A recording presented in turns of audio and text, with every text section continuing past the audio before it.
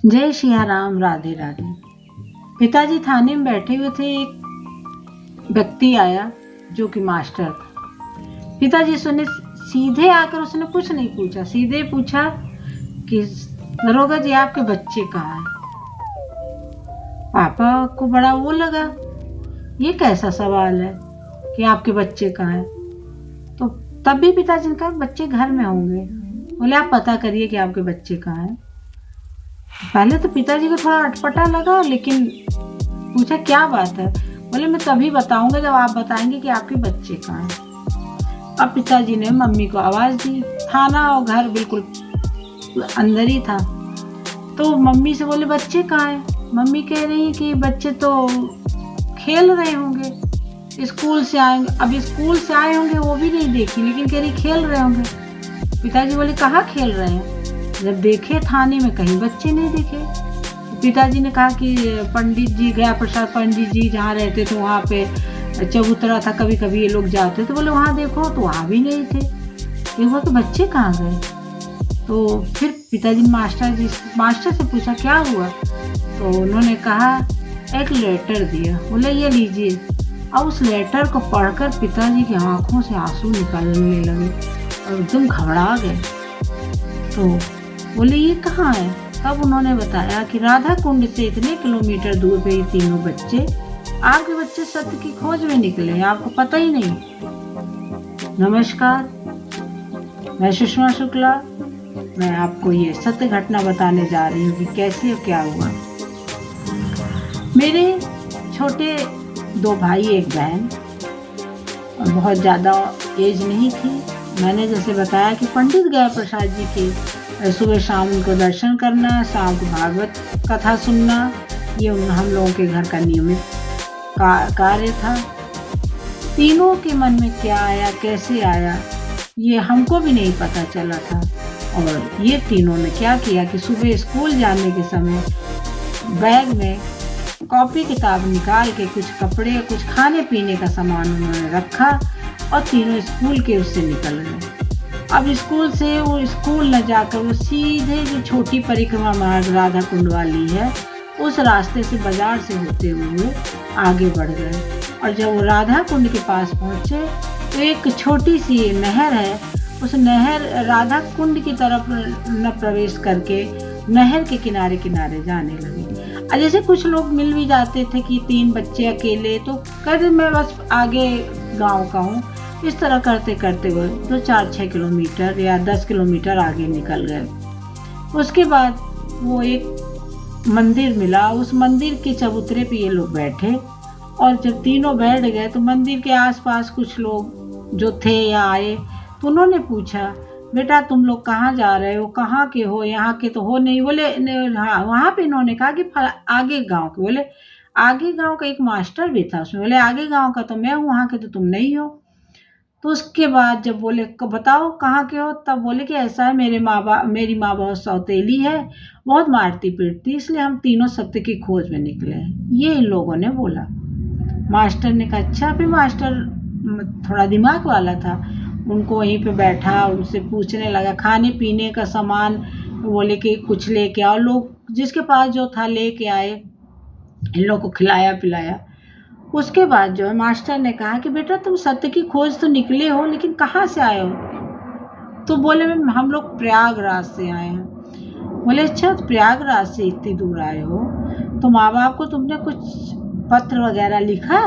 बोले नहीं। तो बोले कि ऐसा करो, जब तुम सत्य की खोज निकलने जा रहे हो तो एक पत्र लिख दो, जिससे माँ बाप परेशान हो रहे होंगे, उनको राहत हो जाएगी। तो हमारी बहन बोली कि अरे आप बहुत होशियार हैं, पत्र लिख दूंगा तो आप जाके बता देंगे।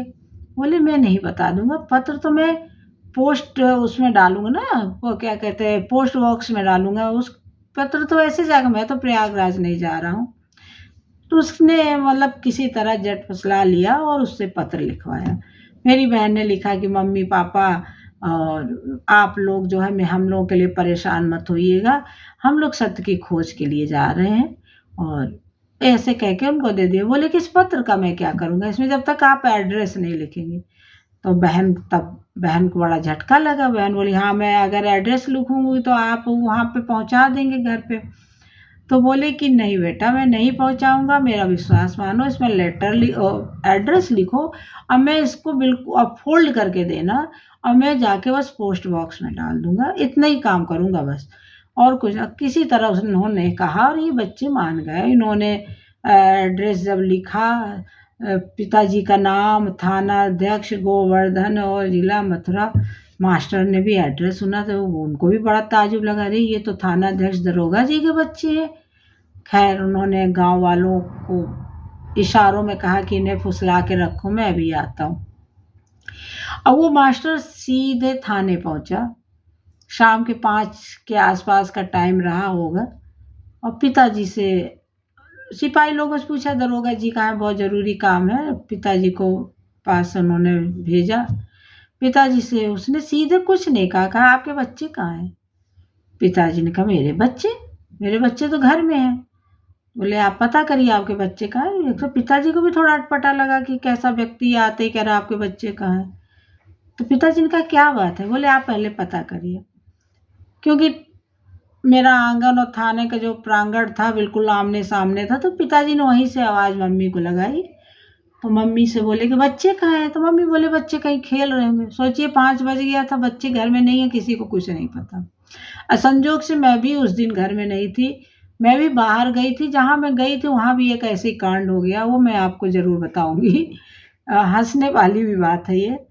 तो उसके बाद जो है इन्होंने देखा आसपास, थाने में ढूंढा, बच्चे ही नहीं। ये हुआ कि पंडित जी के जहाँ धर्मशाला है वहाँ बहुत बड़ा चबूतरा, देखो शायद वहाँ चले गए हों खेलने, वहाँ भी बच्चे नहीं। अब पिताजी ने कहा कि आप ऐसा क्यों करें, मेरे बच्चे कहाँ हैं। फिर उन्होंने लेटर पकड़ाया और जो लेटर पिताजी ने पढ़ा, पिताजी की आंखों से आंसू बहने लगे। पिताजी एकदम सदमे में आ गए कि बाप रे, मेरे बच्चे और ये घर छोड़ के गए हुए। और पुलिस के वैसे भी 10 दोस्त होते हैं तो 10 दुश्मन भी रहते हैं। पिताजी ने जो है 2 सिपाही को अपनी बुलेट दे के भेजा और मास्टर भी गए साथ में।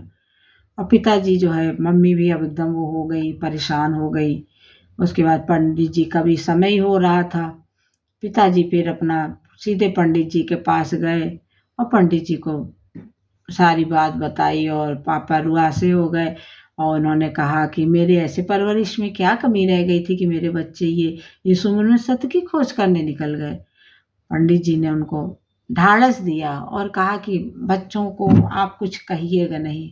उसके बाद जब अब ये बात मेरी बहन बताई कि जैसे ही हम लोगों ने मंदिर में बुलेट की आवाज़ सुनी, क्योंकि पिताजी की बुलेट हम लोगों को दिल दिमाग में एकदम छाई हुई रहती थी।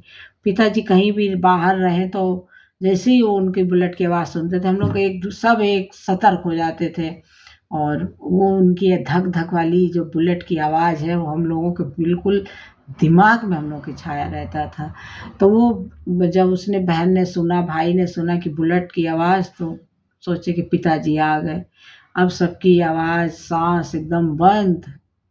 और जब देखे कि सामने सिपाही है, वो मास्टर है, तो मेरी बहन लोग बोली कि पहले तो मास्टर पे बड़ा गुस्सा आया कि क्या करें इसके साथ।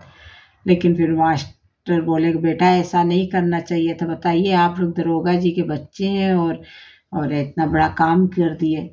फिर उनको ले आए तीनों, फिर सीधे उनको वहीं पंडित जी के ही उसमें लेके गए।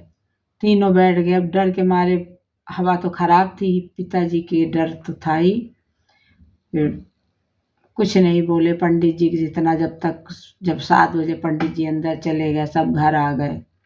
पिताजी घर आए, भाई थोड़ा बहुत तो उनका वो जो अंदर डर तो था, डर बना हुआ था कि बच्चों ने आज ऐसा काम किया कि कल बच्चों के साथ कुछ भी हो सकता था। तो फिर पिताजी ने डांटा भी। फिर पूछा उनसे कि इन तीनों में वो सरगना कौन है जिसने ये प्लानिंग बनाई। और जो सबसे छोटा भाई था लक्कू, उसने इशारा किया गुड्डू, उससे बड़े वाले भाई को ऐसे इशारा किया। और जब मुझसे पूछा तो उसने बहन की तरफ इशारा किया। बहन को जो है बोले कि तुमने ये सब किया है। और उसकी भी एकदम हवा खराब हो गया। फिर पिताजी बोले बेटा ऐसा तुम लोग के लिए। तो पिताजी बोले पापा बस मन हुआ, हम लोग भी भगवान को ढूंढे, ध्रुव की कथा सुनते हैं। ऐसे ही वो भी छोटे बचपन में चला गया। ऐसे कहने लगे हम लोगों ने आपस में ही। बातचीत किया कि हम लोग भी चलेंगे ध्रुव की तरह भगवान को ढूंढेंगे। फिर पिताजी को हंसी आई कि बताइए जो है सब। और फिर ये घटना जो है दूसरे दिन न्यूज़पेपर में भी निकला। थाना अध्यक्ष गोवर्धन के बच्चे सत्य की खोज में निकल गए। ये सब ऐसी ऐसी घटनाएं हुई। और फिर जो अगली मैं घटना बता रही हूँ मैं कहाँ थी और मेरे साथ क्या हुआ वो भी घटना मैं आपको बताऊंगी अगली वीडियो में। जय श्री राम, राधे राधे।